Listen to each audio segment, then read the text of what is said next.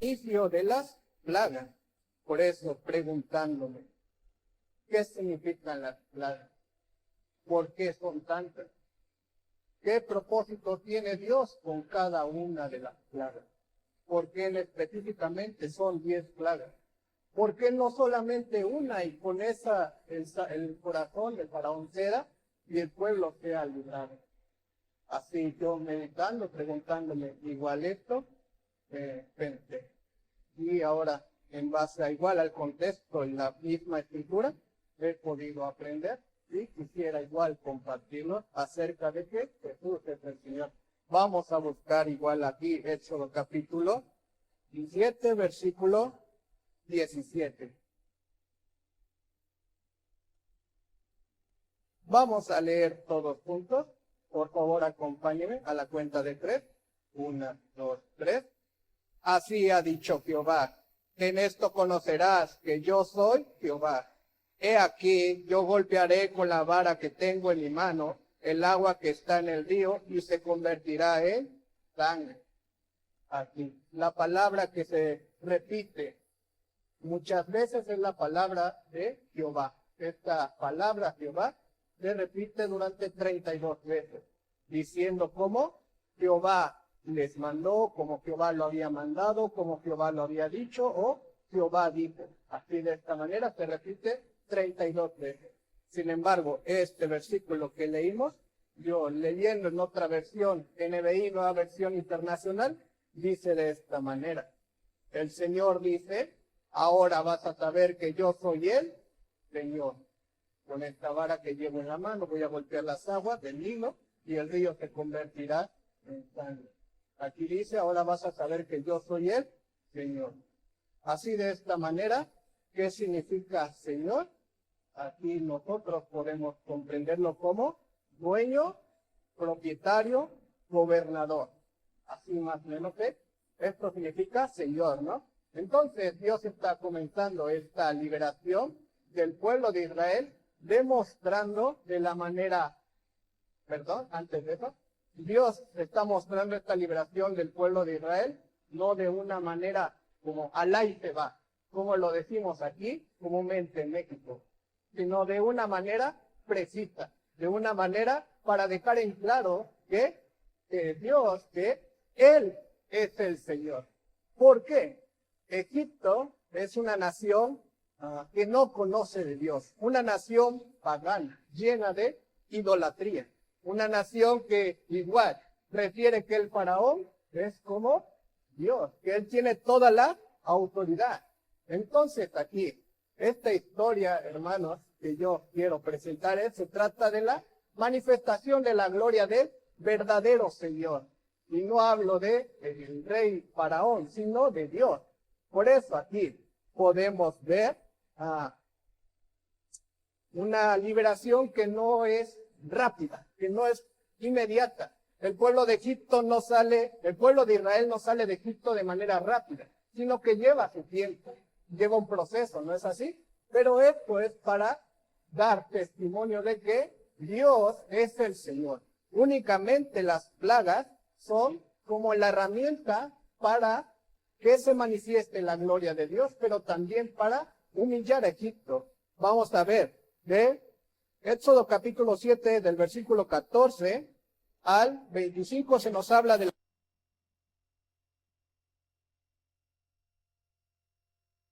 15, se nos habla de la plaga de las ranas. Del capítulo 8, del versículo 16 al 19, se nos habla la plaga de los piojos.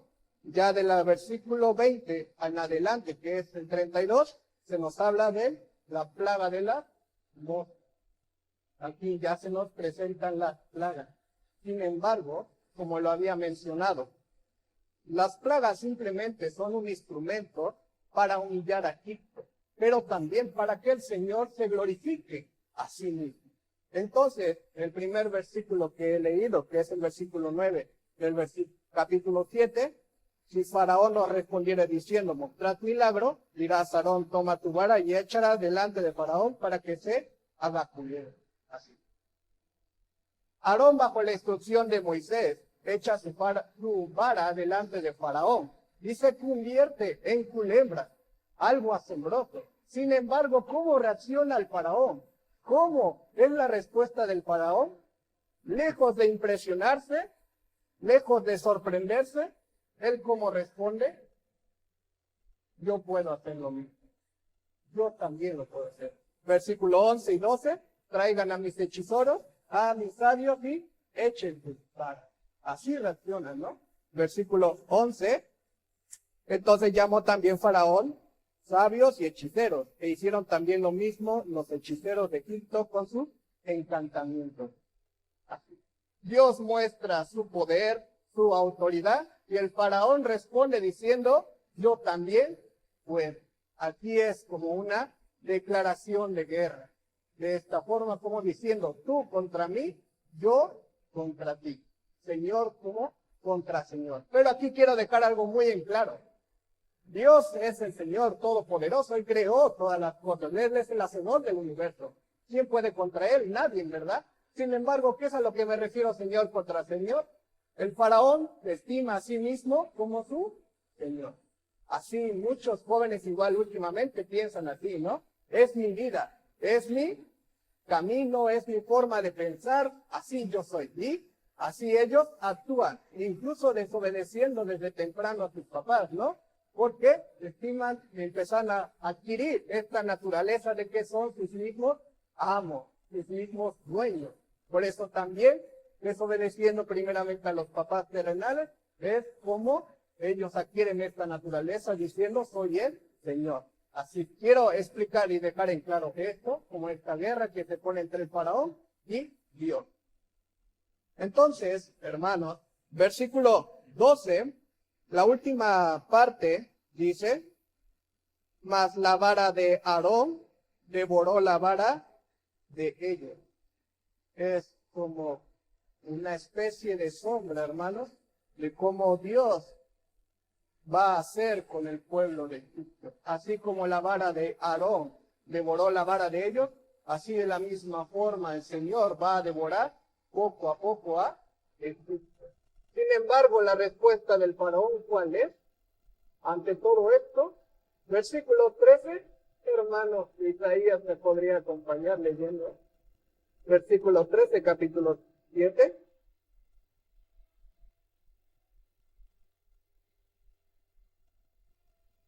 Sí, el faraón se endureció y no los escuchó. Esta es la respuesta del faraón ante Dios. Por eso esta humillación continúa. Versículo 14, ya, faraón niega la libertad de Egipto. Y versículo 14, última parte, dice: y no quiere dejar ir al pueblo.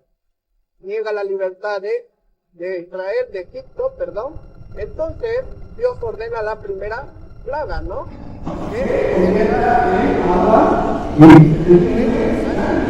Por eso, versículo 16, leemos juntos, por favor. Y dile: Jehová, el Dios de los hebreos, me ha enviado a ti, diciendo: deja ir a mi pueblo para que me sirva en el desierto. Y he aquí hasta ahora no has querido oír. Dios de los hebreos. Última parte, hasta ahora no has querido oír. Después, capítulo 8, se ve la plaga de las ranas. Después la plaga de los piojos. Y así, poco a poco, Dios va aplastando a Egipto. Sin embargo, viendo también, investigando, cada una de las plagas tiene un contexto histórico, tienen profundas razones. Primeramente con el río. El capítulo 7, versículo 21, yo les leo rápidamente. Asimismo los peces que había en el río murieron y el río se corrompió, tanto que los egipcios no podían beber de él. Y hubo sangre por toda la tierra de Egipto. Para los egipcios el río era como un dios, era un ídolo de provisión, una fuente de provisión. Pero ¿qué pasó con el río? Fue destruido. Por lo tanto, ¿qué pasó con los peces? La alimentación ya fue eliminada. También el agua ya no fue buena para beber, ¿verdad? Ahora, las plagas de las ranas, como nos dice el capítulo 8, las ranas Aquí hay un ídolo, un dios, no sé si han escuchado, que es la diosa rana. Para ellos es un dios que da a los egipcios poder divino y fertilidad. Pero, ¿qué es lo que sucede? En esta plaga, Dios demuestra que el poder divino y que la fertilidad le pertenece a Él. Le pertenece a Él. Por eso, vamos a ver aquí, capítulo 8, versículos 3 y 4. Yo les leo. Y el río criará ranas, las cuales subirán y entrarán en tu casa, en la cámara donde duermes y sobre tu cama, y en las casas de tus siervos, en tu pueblo, en tus hornos y en tus artesas. Y las ranas subirán sobre tu pueblo y sobre todos tus siervos. Dios produce ranas de la nada, muestra el poder divino, la fertilidad, y Él también muestra que las mata en un momento que Él quiere, como dice versículo 13 y 14. Capítulo 8, versículos 13 y 14.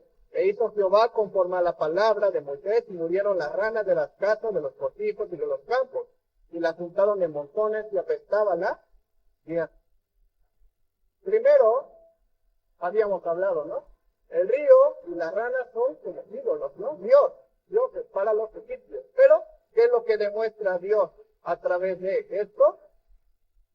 Sus dioses no fueron, ¿no? Humillados, ¿no? Sin embargo, a partir de la tercera plaga, los sabios y los hechiceros se retiran por sí. ¿Y por qué digo esto? Faraón tenía también a sus hechiceros y a sus sabios, ¿verdad? Pero ellos también intentaban mostrar su poder. ¿Sí? Su poder.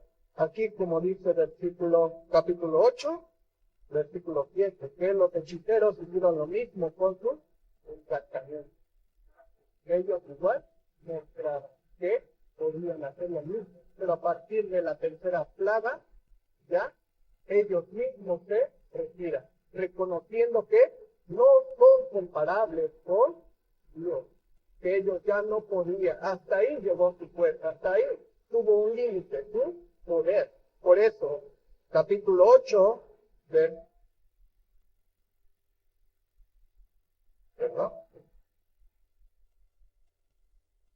capítulo 8, versículos 18 y 19, se nos explica. Y los hechiceros hicieron así también, para sacar piojos con sus encantamientos, pero no pudieron. Y hubo piojos tanto en los hombres como en las bestias. Entonces los hechiceros dijeron a Faraón, dedo de Dios es este, mas el corazón de Faraón se endureció y no los escuchó, como Jehová no había dicho. Aquí solo quiero remarcar igual algún paréntesis. Los hechiceros como tal no reconocieron como a Dios y se convirtieron a Dios, sino que hasta ahí ya mostraron, hasta ahí llegó su poder. Ellos no alabaron a Dios, ellos no glorificaron a Dios, simplemente hasta ahí y se retiraron. Pero aquí, hermanos, aún sus hechiceros, sabios y egipcios estaban siendo poco a poco humillados, pero Dios, el único Dios verdadero, el Señor, igual está siendo poco a poco exaltado. Tarde o temprano Israel, hermanos, será librado, ¿no es así? Mientras, ¿qué pasa con Egipto? Está siendo devorado. Sin embargo, aquí, algo que entender, Dios revela su poder y de qué forma responde el faraón. En cada una de las plagas que Dios va mostrando, ¿de qué manera está reaccionando el faraón? Con un corazón duro. Un corazón duro. Ahora, en la plaga de las ranas, versículo 15, solamente con nuestros ojos vamos a ver. Pero viendo Faraón que le había dado reposo, endureció su corazón y no lo escuchó. lejos de hacer que el faraón entre en razón, lejos de hacer que el faraón conozca la verdad, lejos de hacer que el faraón recapacite y reconozca que solamente hay un solo Dios, que el Dios de los hebreos es el Señor, lejos de reconocer eso, ¿qué es lo que pasa? Parece que cada acción de Dios más bien parece alejar al faraón, endureciendo cada vez más y más su corazón. Esta respuesta de endurecer su corazón el faraón aparece 5 veces. Sin embargo, hermanos, ¿quién pidió estos milagros? ¿Quién fue el que pidió estos milagros? Éxodo capítulo 7, versículo 9, el primer versículo. Si Faraón nos respondiera diciendo, mostrar milagros. ¿Quién fue el que pidió estos milagros? Fue él mismo Faraón. Aquí lo triste, hermanos, es que el Faraón fue el mismo que pidió el milagro. Diciendo, ¿cómo demuéstrame quién es el Señor? Demuéstrame que verdaderamente, el que tú dices verdaderamente es Dios, efectivamente es Dios. Dame la señal, dame el milagro. Pero el faraón, lejos de interpretar apropiadamente, de entenderlas apropiadamente, de aceptarlas apropiadamente, no las acepta, sino que las... ¿Por qué? ¿El faraón habrá creído en el poder de Dios?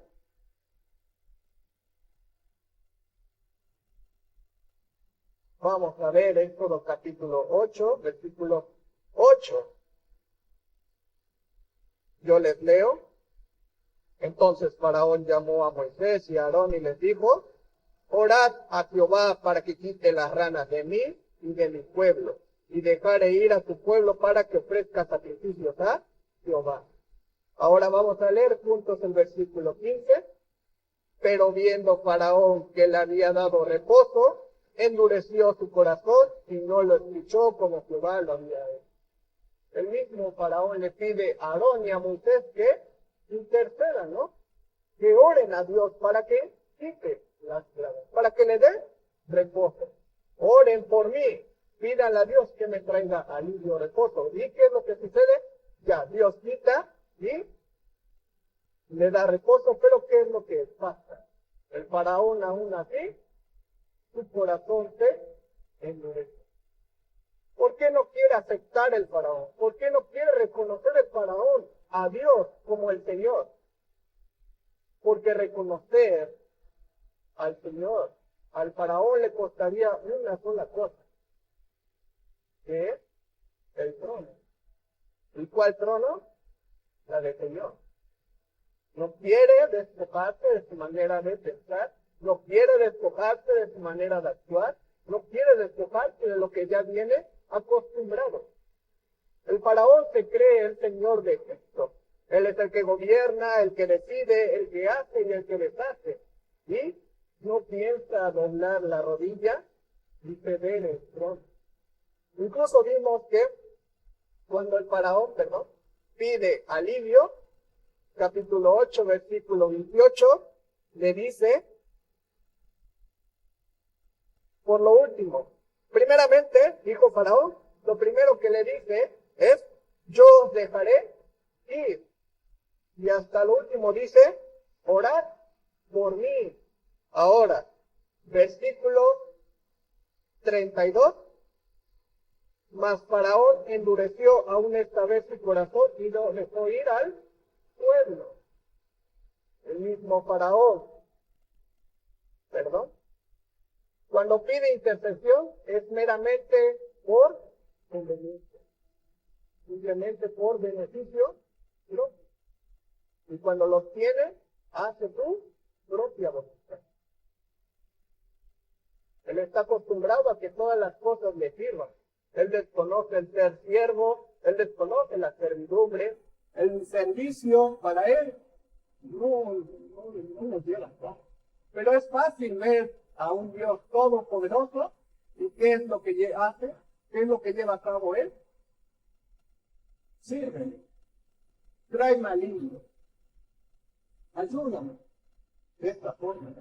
Pero de él sigue haciendo aún así su propia voluntad. No quiere. ¿Por qué? El faraón no quiere perder su trono. Esa es la razón por la cual él no reconoce al verdadero Señor. Ahora, hermanos, hasta aquí, es fácil ver al faraón. En cierto sentido se puede pensar, ¿qué tiene que ver eso con nosotros? Eso ya sucedió hace miles de años, ya Faraón fue destruido, él ya murió, Egipto igual, ya no es así. Sin embargo, esta historia del Señor del universo contra el Señor de Egipto no es una historia distante, es un patrón, es algo que se está repitiendo, es algo que se está llevando ahora a cabo en el corazón de muchas personas. ¿Por qué? Vamos a pensar bien, ¿qué le habrá pasado a Faraón? Pudiéramos imaginar esto, hermano. Sentarnos con él, platicar con él y preguntarle, ¿qué te pasó en tu niñez? ¿Qué te hizo así? ¿Cómo es que tienes tanto orgullo y soberbia? ¿Por qué no reconoces al Señor? Bueno, pues la respuesta está en conocer quién es el faraón, entender quién es el faraón. Y lo podremos entender bien. Vamos a buscar Génesis capítulo 3, versículo 4 y 5. Leemos juntos, por favor. Entonces la serpiente dijo a la mujer, no moriréis, sino que sabe Dios que el día que comáis de él serán abiertos vuestros ojos y seréis como Dios, sabiendo el bien y el mal. Se recuerdan miles de años antes, el primer hombre y la primera mujer fueron engañados por alguien igual de déspota, orgulloso, soberbio, egocéntrico, una serpiente, ¿no? Que le dijo a Adán y Eva que si ellos les obedecían, entonces, versículo 5, serán abiertos vuestros ojos y seréis como Dios. Esto es como la tentación.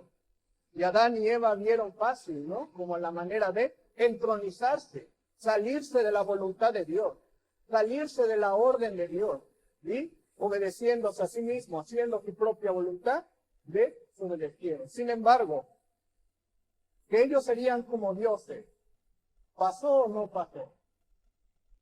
No sucedió.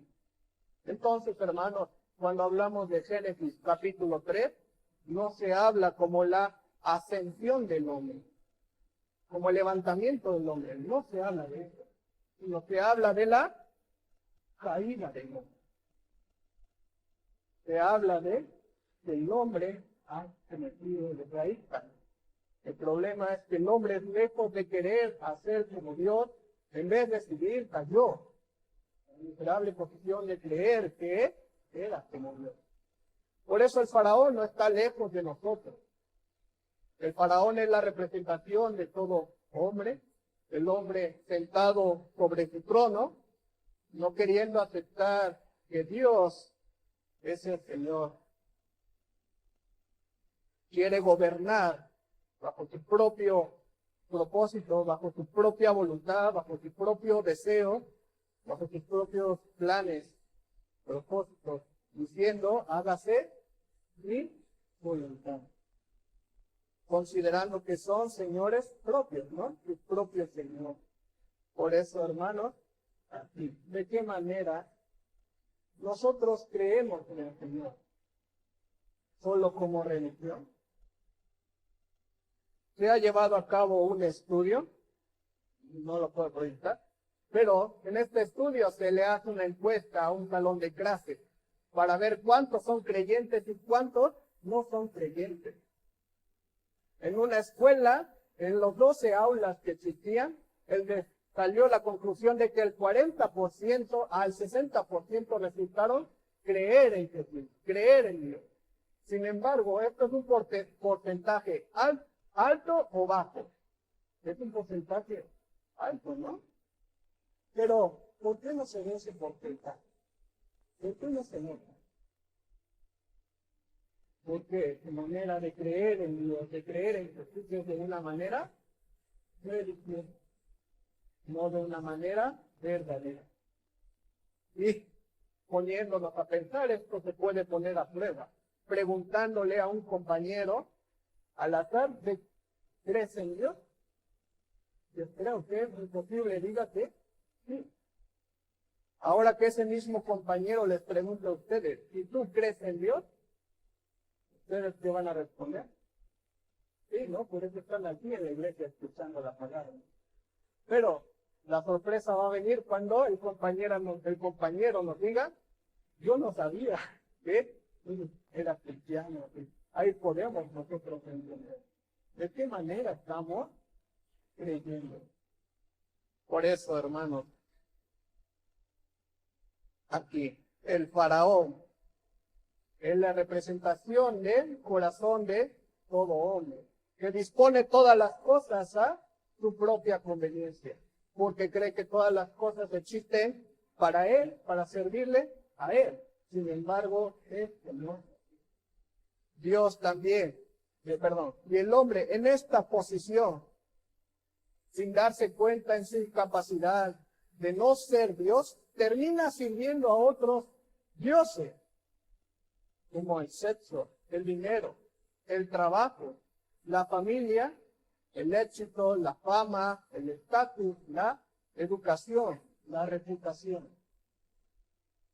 Y el hombre experimenta servir a esto y lo sirve hasta un punto de entregarle casi toda su vida. Pero cuando esos dioses fallan, nos damos cuenta que aún nuestros propios dioses son ridículos.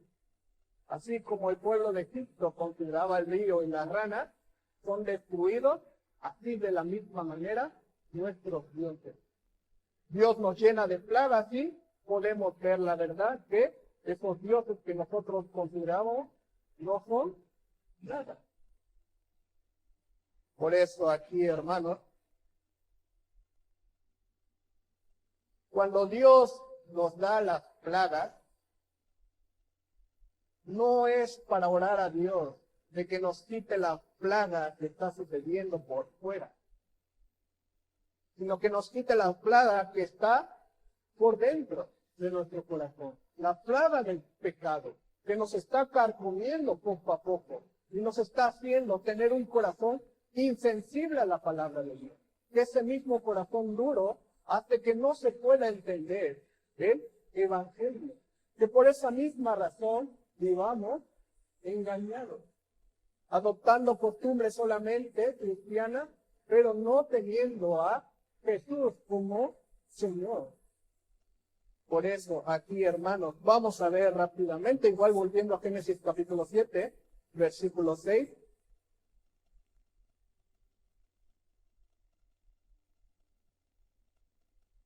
Les leo. E hizo Moisés y Aarón como Jehová les mandó. Así lo hicieron. También vemos aquí a Moisés y Aarón, que son hombres que reconocen al Señor, que viven de acuerdo al Señor. Viven de acuerdo en la voluntad de Dios, en esa congruencia. No están dispuestos a desobedecer, sino reflejan la obediencia, una sumisión a su Señor, sirviendo a los propósitos de Dios. Así también está este corazón que reconoce a Dios. Por eso, Hebreos, ahora sí, vamos a buscar en el Nuevo Testamento, Hebreos capítulo 11, versículo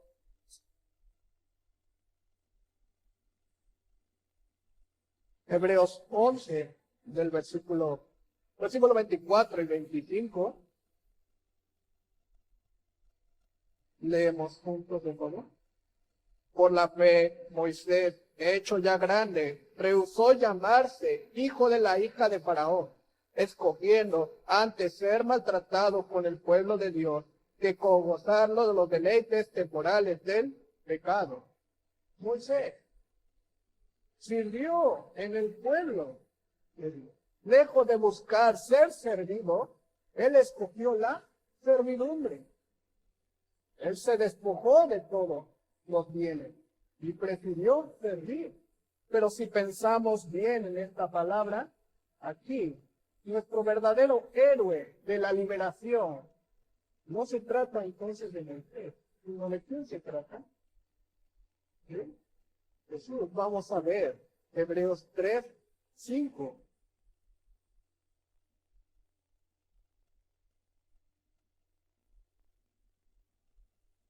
De la misma manera leemos juntos, de favor. Y Moisés a la verdad fue fiel en toda la casa de Dios, como siervo, para testimonio de lo que se iba a decir. Ahora sabemos que el gran héroe de nuestra historia no es Moisés, sino que la vida de Moisés es para hablar. Dice que la vida de Moisés sirvió para testimonio de lo que se iba a decir. Moisés, que se despojó de los placeres de Egipto para servir en la casa de Dios, apuntaba a aquel que es el Señor. Rápidamente, hermanos, en Filipenses capítulo 2.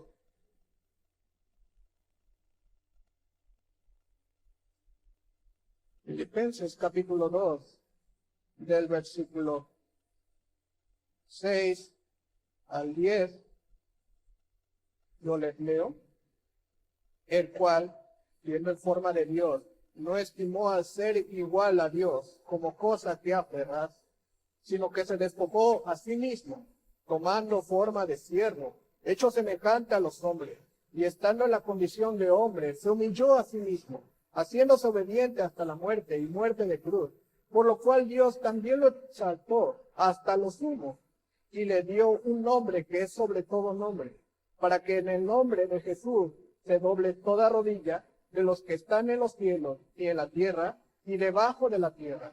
Leemos juntos el 11. Y toda lengua confiese que Jesucristo es el Señor, para gloria de Dios Padre. Que Jesucristo es el Señor. Cristo es el gran libertador. Él es el Señor. Por lo tanto, ¿qué significa Cristo para nosotros? Que somos jóvenes, ¿qué significa para nosotros? Si Cristo es nuestro libertador, entonces también Cristo es nuestro Señor. No puede ir una cosa sin la otra. Si Cristo es nuestro libertador, también es nuestro Señor. Yo les voy a leer, no es necesario que hablar de tiempo, Lucas capítulo 6, versículo 46. ¿Por qué me llamáis Señor, Señor, y no hacéis lo que yo digo?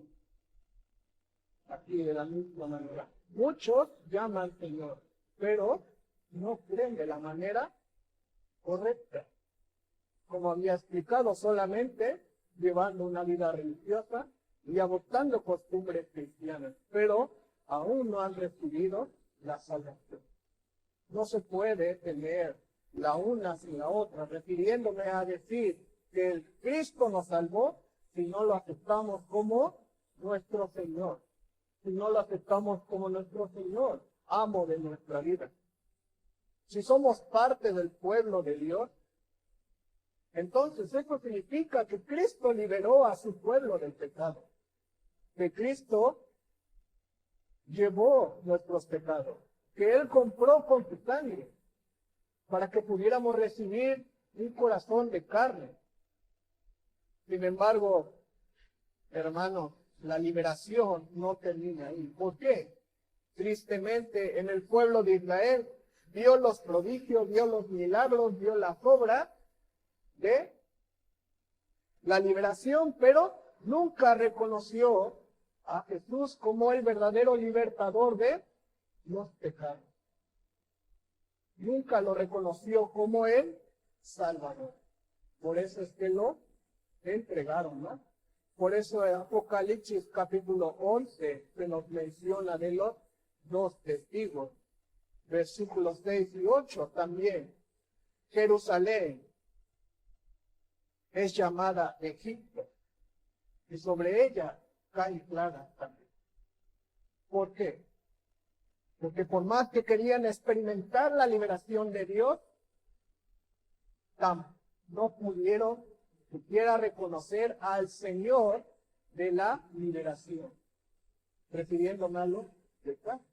Entonces la pregunta para terminar para nosotros es, ¿quién es el Señor? ¿Hemos reconocido al Señor? ¿Hemos sido verdaderamente librados de la paga del pecado y de nuestros corazones endurecidos? ¿O seguimos jugando y coqueteando con los dioses de Egipto, sirviendo a nuestros ídolos, creyéndonos el Señor de nuestra vida, cristianos sábado y domingo y paganos el resto de la semana? ¿Seguimos mezclándonos con el mundo?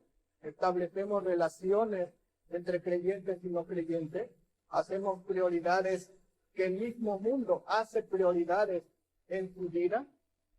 ¿Queremos ser educados y llevados de la misma manera que este mundo se educa y se lleva? ¿O queremos ser educados conforme a la palabra de Dios? ¿Dedicamos nuestro tiempo, nuestro dinero, nuestros esfuerzos a las cosas de Dios o a las nuestras? Debemos entender que nuestra vida le pertenece a Dios. Cristo pagó. Porque Cristo pagó. Cristo nos compró. Somos suyos. Y si no hemos doblado rodilla, reconociendo que el trono le pertenece al verdadero Señor, mi anhelo para nosotros como iglesia es que, como dice, vamos a buscar Hebreos capítulo 3,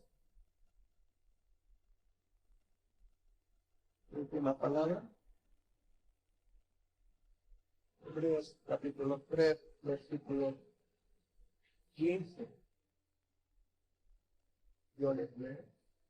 Entre tanto que se dice, si oyereis hoy su voz, no endurezcáis vuestros corazones.